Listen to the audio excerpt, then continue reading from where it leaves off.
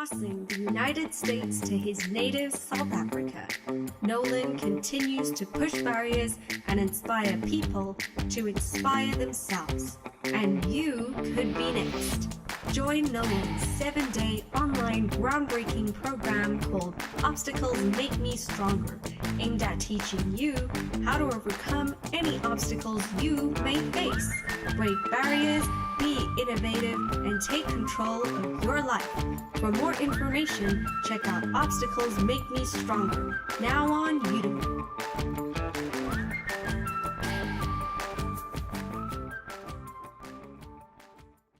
Good morning, good afternoon, and good evening, wherever you are in the world, and welcome to Inspirational Journeys Through Life with Straight Talk with Nolan. My name is Nolan Pillay, and I'm your host for today. I have a journey, you have a journey, but how many of us share our inspirational journeys to inspire others through life? Of course, our journeys are authentic, and we know it will resonate with you. Now, firstly, remember to like and share our content on YouTube, because the more you like and share and subscribe, it allows us to bring more speakers with valuable content for you. Now, today, it's our pleasure and honor to welcome Kooveshnie Govender, an amazing soul to our show, Inspirational Journeys Through Life. Kooveshnie is a mom of 3 beautiful children. She is also a toxic relationship survivor, something we'll touch on a bit. She's a Cath-lab Radiographer by profession and dedicates her life to sharing light to the world. Now, how wonderful is this? How many of you wake up in the morning and think, well, I need to spread my light to the world? Not many, right? But we need to start doing that as the world progresses as well. She's also a student of life. She's a healer and loves learning and growing through being uncomfortable. Once again, Kooveshnie, welcome to Inspirational Journeys Through Life with Straight Talk with Nolan. Would you mind just sharing in about 2 minutes a bit more about you? I know I didn't cover everything, right? Hi, Nolan. Thank you for having me here. So Kooveshnie is a Durban girl from South Africa, a mom. Firstly and foremost, the most important job that I have is being a mom. Yes, I work in Cath-lab. I just got back into my career after being a stay-at-home mom for 5 years. And I want to use my experience in life to help others and be that light and a shoulder to lean on. Kooveshnie in a nutshell. Wow, I like that. Durban, so that's KZN, also my hometown, but I'm from a little city called Pietermaritzburg. And I like that your first love is your children. Of course, that's your first job always as well. And I'm sure they do appreciate that as well. So, tell us a bit more about your personal journey and what's said about change. What got you to where you are now, basically? So in 2020, as soon as COVID hit, I had found out that my marriage of 11 years had been going through a rocky patch. I'd found out about infidelity, and it broke me. It crushed my soul because my world, as I knew it, was falling into pieces. The fear, resentment, anger, all of that while being isolated during that COVID period and taking care of my 3 kids was mentally and emotionally challenging. So as the days went by, I realized that this is not the story I wanted to tell. This is not who Kooveshnie is. And I decided to enlighten myself and educate myself through the internet. That's all I had in that time of isolation. So I educated myself on domestic violence, toxic relationships, personality disorders, and positive mindsets. And that is what started the whole process and opened the doors to new things for me. So after that, I had filed for a divorce. And once you're dealing with a toxic person, the divorce process becomes even more toxic. The challenges are still there, but in my journey, I've adapted, that I've learned the tools that are necessary to deal with the challenges of life. So that's been the... Yeah, so there's so much you mentioned in the Kooveshnie as well. I mean, 2020 is not too far away, right? It was, 2 years ago now, in fact. And we all know everyone was going through the COVID and lockdown and shutdowns and everything like that. And yet you had to face another challenge. So firstly, I'm grateful that you came through it. And I know you're still working on it because it's not an easy thing just to have 3 kids and then suddenly, you're on your own, you're a single parent as well. So hats off to you for making the decision to get out of a toxic relationship. And the reason why I say this is you and I know plenty of people out there that will stick in a toxic relationship because they think or they feel there's no way out, right? Because of fear. A lot of them are just too secure from a financial point of view.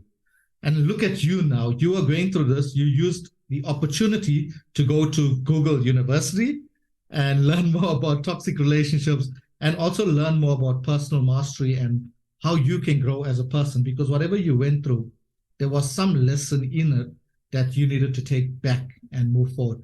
Being married for 11 years is not a short time. It's a very, very long period to dedicate your life to that one person, and suddenly you find out that there's infidelity involved and there's toxicity and stuff. So, at some point you were just putting up with it until it reached that boiling point. So did it reach that boiling point that you decided that I need to get out of this now before something else happens to me, maybe physical abuse or more emotional abuse, etc.? I don't know. Was there a trigger point that happened? Definitely, most definitely. The physical abuse started, and then my life was threatened. And that's when I said, this is not what I want my children to watch. I do not want to lose my life because of this. I need drastic intervention here. And that was my turning point, my life being threatened. That's so sad. I'm actually getting goosebumps when you speak about the physical abuse and your life being threatened as well. You're a human being. You're someone else's child. Now, if this happens in a marriage in front of your 3 kids, you rightfully said, what are you teaching those 3 children? And I think it's 3 girls, right? It's 2 girls, and the last one's a boy. Oh, okay. See, especially with the boy as well, right? Because children pick up on the actions that their parents actually go through, and it somehow stays with them to a later life as well. I know personally, my parents as well, they also had a rocky relationship because my dad used to drink and things like that. But, it stuck with me even in my adult years because you're trying to make sense, like, why does a person turn to alcohol? Why does a person turn to violence? Why does a person do this? And we know that a lot of it is because of root causes that they've been through in their lives that they haven't dealt with, right? And I'm sure the same with your ex as well. He'd have to go back and kind of fix whatever past is in his life. He needs to deal with that now because he's lost a beautiful family because he maybe was not prepared to change as well. So the big question is to you is, I know you're a person that focuses on a lot of personal mastery and growth, etc. Have you forgiven him and moved forward? Absolutely. I've learned that we carry a lot of pain. We all, as human beings, the human experience, there's a lot of pain. And as you said it best, I've watched a lot of your podcasts as well. Pain makes us, it either breaks us or makes us. Mm-hmm. And it's so important that I don't want to carry that toxicity within me because it's poison to my body. And I don't want to make my children bitter and resentful either. I want to raise good human beings that are going to go out into the world and do good things.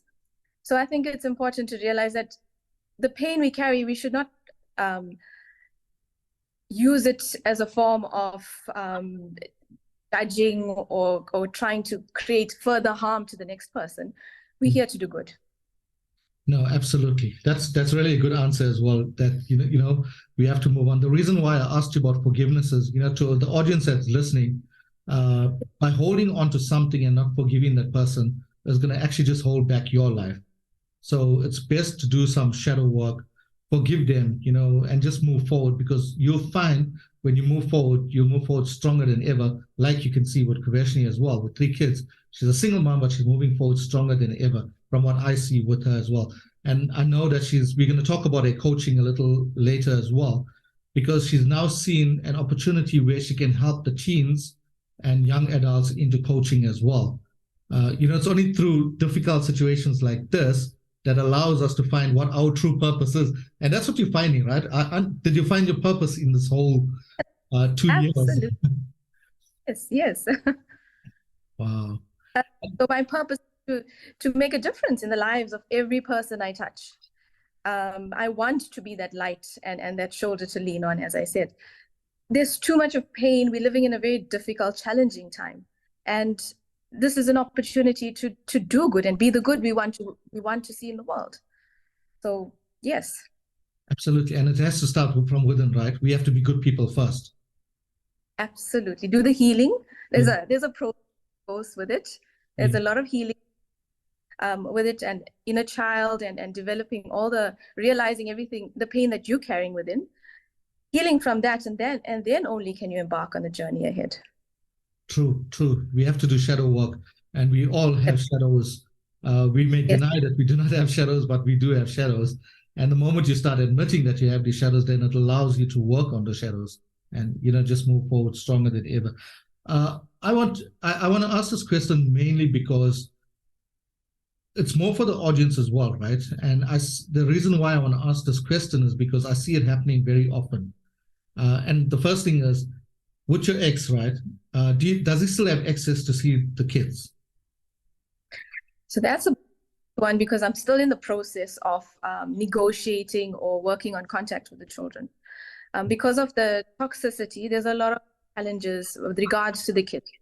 We know that kids are used in this whole process. So yes, I do. There is contact, but I'm trying to ensure that their well-being is always maintained in that process, because their emotional and mental health is my priority, my job to take care of them. So yes, he does have contact, and we're still going through the legal process of finalizing that process. I would never want him to stop seeing the kids or stop being a part of their lives. He's there. He's the dad. Yeah. And I won't. Good answer, because you said it at the end. He's the dad at the end of the day, right? There was some kind of love at one point that actually got to making the 3 children anyway, and it's a good thing. The reason why I wanted to bring it up is because a lot of parents out there, and both sides, right, on the male side and female side, they tend to use the children in the wrong way. And a lot of them, if the man gets custody, for example, he blocks out the mother completely, and vice versa as well. And we don't want that. We want both the parents to take responsibility and accountability for the upbringing of these kids, because as the kids grow up, at some point they're going to say, you know what, where's my dad, or where's my mom? And you don't want them to be asking those questions. You want them to know by that time, hey, you have a mom, you have a dad that you can reach out to as well. So you see, you've made some really great decisions there as well. It's just more education for people out there that are listening, that are kind of stubborn to say, okay, let's block him out completely. And it doesn't work like that, because when we start blocking out completely, it could lead to various other stuff. Either spouse could tend to kidnap the children and run away. And, there's so many funny things that happen in this world, and you don't want that. You just want to move on gracefully and just live your lives the way that you want to live it.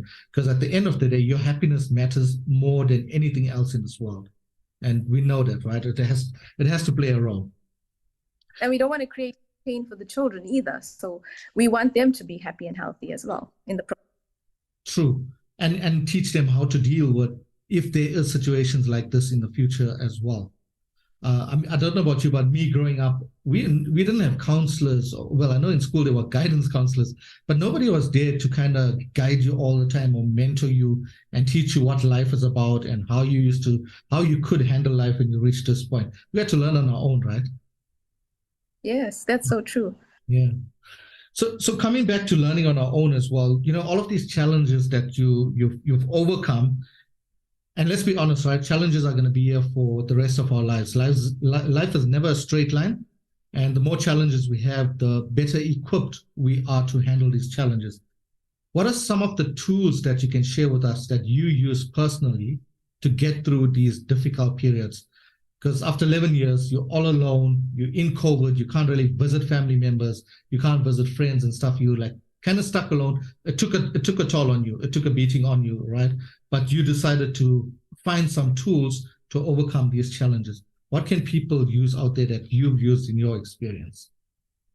So firstly was to educate myself, to learn about the things that affected me and become more knowledgeable about it. Gratitude, expressing gratitude daily. When you're going through something like that, I know it's difficult to find a reason to pick your feet up and keep moving, but finding gratitude in the simplest of things, that's something that really got me going. Leaning into the support, and even though we couldn't make physical contact with people around us, always somebody that loves and cares for you. So we should never forget that, no matter the circumstance. Just that call and speaking. I think in toxic relationships, silence is the biggest weapon used. So being silent and conforming to what they want of you gives them more power and control over you.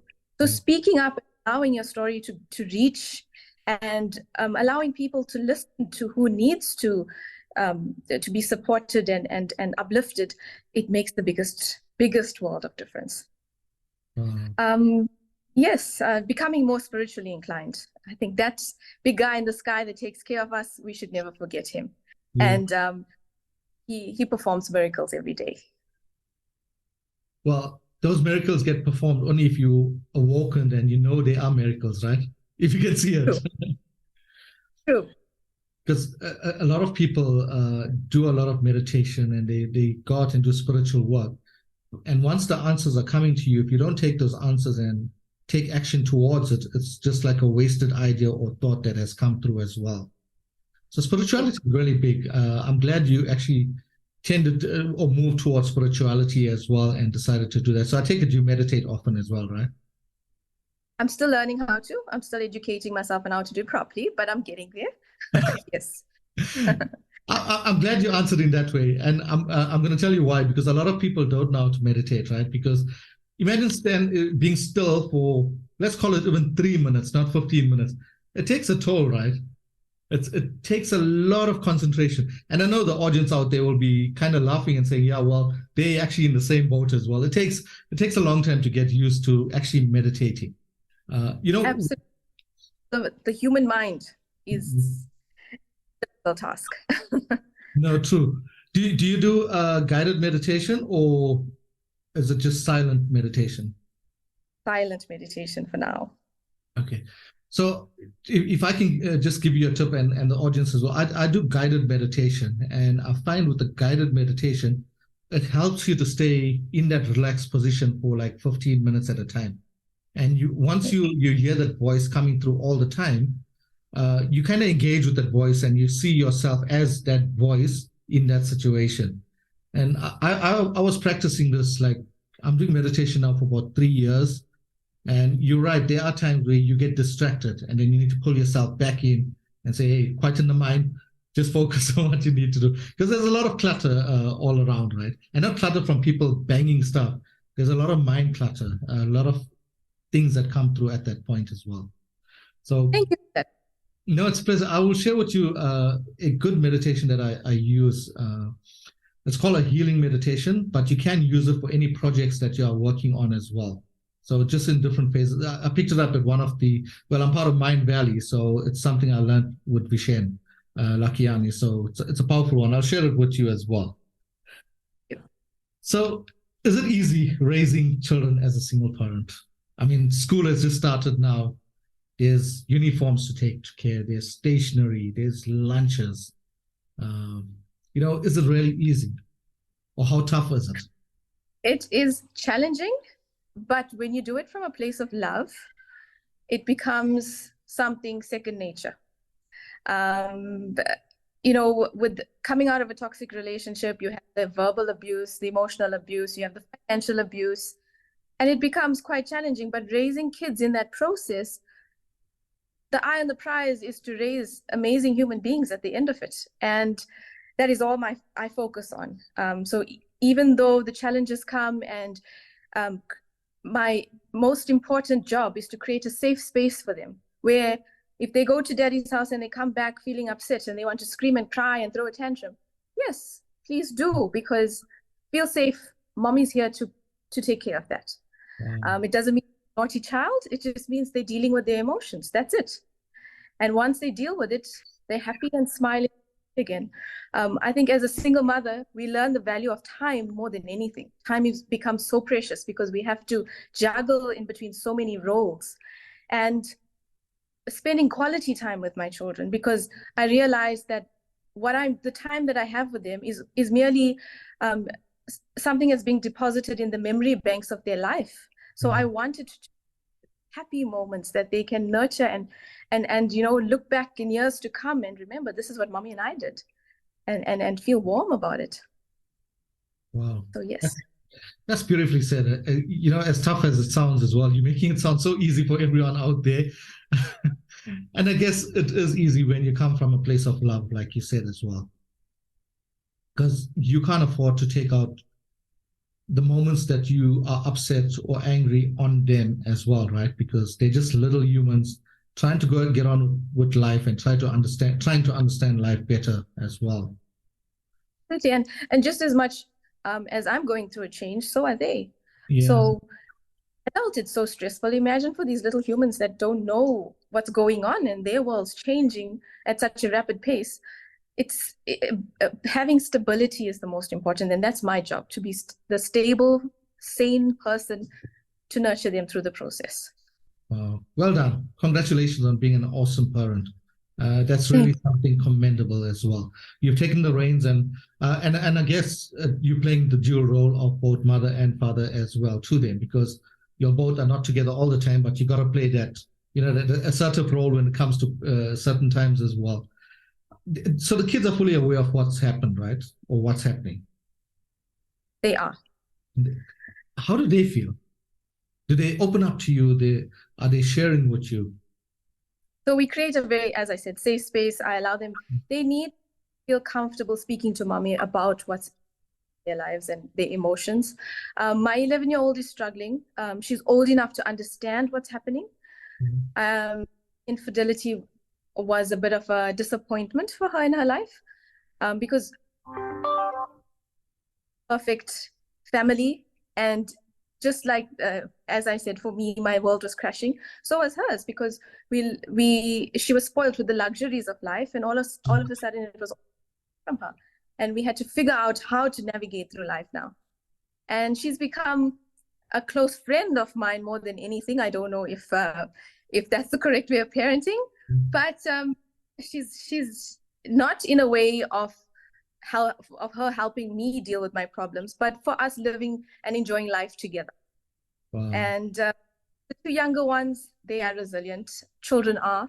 Yeah. And they also understand to a certain degree that things are different, and it's okay. It's okay. Yeah, I think you need to always enforce to them that it's okay not to be okay as well. Like we said, life is not perfect as well. So I'm glad that your 11-year-old is becoming your close confidant as well, because she wants to understand life so that she doesn't go through the same things as well, right? Because that's what we all aspire to do. We want to be better people all the time as well. And I think importantly for the people that are listening out there or watching this video today as well, important message for you is no matter what, just keep your kids close and explain them what's actually going on. Because we may think that they're small or they're too young to understand. Hey, but in this century, these kids understand so much more than us, right?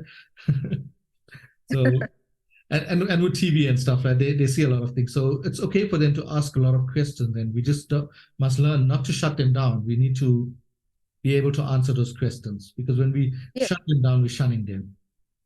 Absolutely. And we've come from a generation, we were limited with the amount of questions we could ask, and they feed.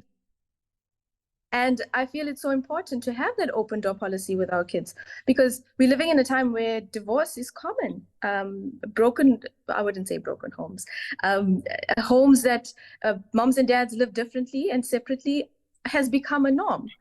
So speaking to them about it will only help them be more resilient to the changes. True. You're right. The divorce rates have picked up drastically. Yep. It's picked up a lot, and there's so many reasons for it as well. And I think the good part is, in a way, people are getting awoke now, so to speak. People are understanding, I don't have to put up with this nonsense for the rest of my life. There's something I can do about it. I don't have to stay in this relationship because of financial security. I'm an independent person, be it independent man or an independent woman, you can't get out, right? And the reason why I say that is because there's a lot of men that go through this abuse and exactly what women go through, but it's really not highlighted as much because, men still have this kind of ego thing, like, they don't want to feel that they've been cheated on, in other words. And there's a lot of good men out there that really have gone through these issues as well. But, we're learning that it's part of life. It happens along the way. But everything that happens in life happens for a reason. If it's not teaching us a lesson or teaching us how to grow through it, then we have learned nothing from it, So you've learned a lot on this as well, right?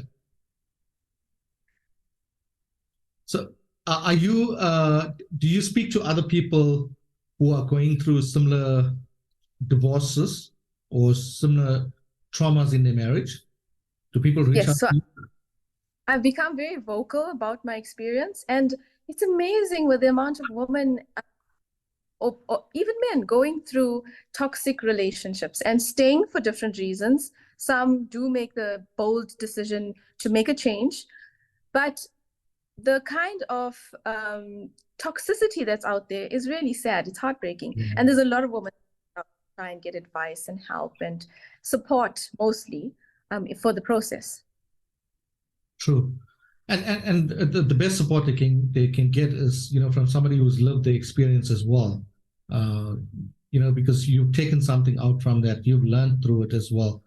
And I think what needs to happen is communication needs to improve. Like, and I'm sure if you look back now, if you had known things were not going right a few years ago, let's call it 9 or 8 years ago, you'd have addressed it then, right? Can I tell you? I knew there were a lot, the red flags were there. First affair happened when my daughter was 1 year old. But it's our belief systems that come in play. It's our childhood trauma that comes in play. And everything that has made us who I was at that moment in time, that made me make different decisions then. And yes, so as much as the red flags were there, I decided to stay for the sake of my child at that time. And I wanted her to have a complete home because divorce was taboo. You don't speak about it and you just make it work. And eventually I realized that, no, this is not works. Sure. So do you agree, if only you had the information you have now back then, right? What a big difference it would have made as well. Absolutely. Absolutely. Journey of discovering myself again. Yes. Yeah. And that's just, it's discovering yourself. And now you're going to realize your true full potential and how much more you can offer the world out there as well, right? Because, we play apart from the conditioned mindsets that we come from, where we shouldn't have a divorce, we should work through it, etc. The people that are telling us work through all of this here are not the people that are living the lives. They're just saying it from a place of thinking, work through it. But they don't know really what goes on in the marriage. The couple are the only people that are focused on this. So that's the one part. The second thing is, coming from the communities that we come from as well, it becomes like too embarrassing to say my child is divorced. Our parents will feel it, but our parents are not really thinking about our happiness at that time. They're just saying stick it through and go through life as well. So to anyone who's still having these challenges of what would society think, what would the community think, etc., don't worry about it. What they think is none of your business. What you think matters more. What you think is going to allow you to live a better life. Like Kooveshnie has found out later on in her life that, she needed to do something. She started educating herself. She started realizing that, okay, as a human being, I don't have to go through all of this abuse, both physical and emotional. Who am I? I shouldn't go through this at all. And she's done something about it. And look at her today. She's speaking about a story to help empower every single one of you who are going through something similar. And that is why we say these stories resonate. And that's the key as well. It's to allow it to resonate. You're speaking about society as well, Kooveshnie. What's our role in society, you think, for change? I think we're living in a wonderful era of change, opportunity. There's a lot of things that no longer serve us. I think from the way we raised, if we look around us, there's lots of things that we need to make a difference with. And I feel we need to work towards building better towards our children and the generations that follow us. Wow. To learn to identify with good characteristics that make us better humans, to dig deep within, heal our wounds, and become the best version of ourselves. Yeah. Well, very well said at the end there. Become the best versions of ourselves. And that's what we all should aim for. Every single one of us. Me personally, I know I haven't been a great person all my life.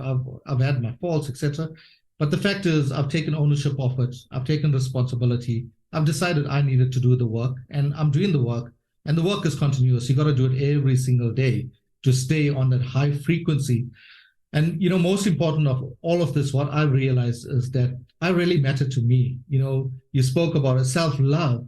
If you can't love yourself enough, how are you going to love your 3 children, right? So you got to learn how to take care of yourself and love yourself first before you can impart that love to them and teach them as well. So I think in a nutshell, don't focus on what society thinks, but like you said, we are change makers. We are here to make a difference in the world. So all this knowledge that you got during the COVID time from Google University, you've taken this knowledge and you're not being selfish. You're now saying, well, there are other people going through similar things. Why not help educate them? Why not share this knowledge and share your lived experience with them as well? And that's the reason why we're having the podcast, is to help other people out there as well. So thank you for sharing that. I really appreciate it a lot. And I think the last question I want to ask you, maybe it might be the last or not, I don't know. What does being human mean to you? I think understanding that we are all energy. We are all energy. And as Newton said, his third law, every action equal opposite reaction. So what we put out in the world, very important. We have to become conscious. So being human is being more conscious of our behavior, our reactions, our interactions with each other. Yeah. Wow. I like the conscious part, and I like the awoken part as well, because there's a lot of people that are not awoke. A lot of people are just too content with their lives at the moment, and they don't see all these red flags that are coming there all the time. They just go about life. But imagine if humans were more awoken and more consciously aware of what's happening around them in their relationships. And, toxic relationships are not only between husband and wife. It's also in corporate worlds as well. I left a corporate job because of the environment becoming too toxic. And I couldn't believe that in 2019, people can still behave like racist in this country of ours, this beautiful country. And then I realized that, what? It's time to move on. I can't stay in this. And it was a big corporate. I couldn't stay there any longer. But what it allowed me to do was get out and find out who Nolan is and what Nolan wanted to do. How can I live a purposeful life? What can I bring to the world? Like you said, what can you bring to other humans out there as well? How can we teach them to be more consciously aware? And you mentioned about for every bad, there must be a good, right? So the laws of the universe are a reality once you get to understand it. But in order to understand it, you must be at this high energy frequency all the time. It's like our radios. When we tune it into such a way that we can listen to the melody or whatever, or the presenter, etc. We need to tune into this frequency, this universal frequency, to be at that high level all the time. And that's what allows us to be highly energized. Look, in South Africa, it's 4:30. Feel the energy coming from Kooveshnie and from myself as well. By this time, people are drained and they're tired, right? So it means a lot to be on this high frequency as well. So Kooveshnie, thank you so much for, I'm really grateful that you're on the show. I'm thankful for your time. I know with 3 kids as well, it's not so easy. You need to give them your time as well. Thank you for inspiring our audience today. We're really grateful that you could make the time to share with us as well. Any last words or tips that you'd like to impart to the audience? I think believe in yourself. Never stop believing that you are a part of a bigger journey in life. There's something great out there for you, and dream big. We as adults, we often lose ourselves and we lose that ability to dream. And I've learned from my kids have that huge imagination and reach for the stars and know that you are capable of reaching it. Keep moving and focusing on the goal. Wow. Well said. And we lose ourselves along the process of life. Wow. Well, thank you so much. That's a great ending. And if people need to get in touch with you, I know you got the teen and youth coaching programs that you are working on as well. I personally think you are in the ideal fit for it. The reason I'm saying this is because you are parenting 3 children, 3 little humans. And who's the best person to coach other humans out there besides the person who's, living the experience as well? So, if the audience and parents out there want to get in touch with you, how would they reach out to you? So my email, Kooveshnie, Kooveshnie @yahoo.com. That would be the best. Okay, that's quite easy as well. And to everyone listening out there or watching this video today, we will be posting the email address in the chat. So don't worry, you'll still get to see it. And you'll get to connect with Kooveshnie as well. If you have any questions for her, I'm sure she will gladly answer it for you.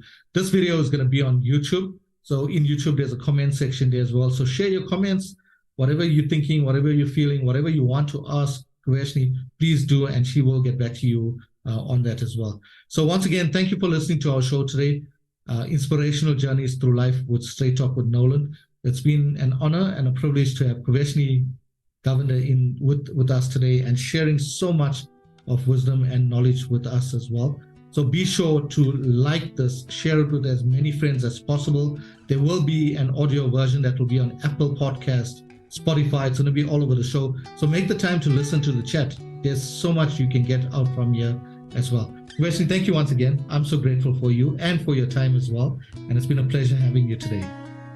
Thank you for having me. Thank you, Nolan. Thank you.